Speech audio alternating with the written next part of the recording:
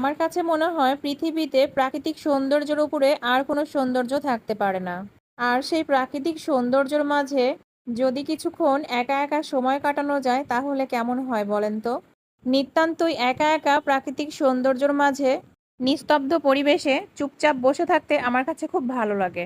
সবাইকে আসসালামু আলাইকুম, কেমন আছেন সবাই? আশা করি সবাই ভালো আছেন আর সবাইকে সুস্বাগতম আমার আজকের ছোট্ট একটা মিনি ব্লগে। বর্তমানে আবহাওয়াটাই যেন কেমন কেমন। সকাল দুপুরে প্রচণ্ড গরম আর যখনই বিকাল হচ্ছে তখনই কোথা থেকে যেন একরাশ মেঘ এসে আকাশটাকে ঢেকে দিচ্ছে।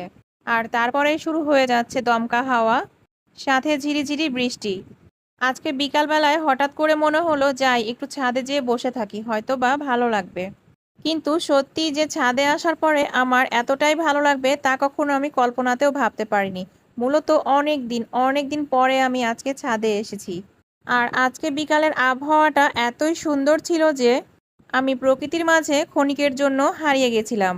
আজকে বিকালের এই অসম্ভব সুন্দর আবহাওয়া দেখে আমার মনে হচ্ছিল এটাই হলো গোধূলি বিকেলের আসল চেহারা, যা সচরাচর দেখা যায় না। বর্তমানে দৈনন্দিন জীবনে আমরা এতটাই ব্যস্ত যে প্রকৃতির সৌন্দর্যটাকে আসলে সেইভাবে উপভোগ করতে পারি না। আর ইট পাথরের শহরগুলোই এমন বড়ই স্বার্থপর, কেউ কারো খোঁজ রাখে না। তারপরেও সব কিছুর সাথেই আমাদেরকে মানিয়ে নিয়ে চলতে হয়। গভীরভাবে ভাবলেই যেন কেমন লাগে, এই একই আকাশের নিচে কেউ বা আনন্দের সাথে কাটাচ্ছে জীবনের প্রতিটা দিন, আবার কেউ বা চোখের পানিতে বালিশ ভিজিয়ে কাটাচ্ছে নিঃসঙ্গ জীবন।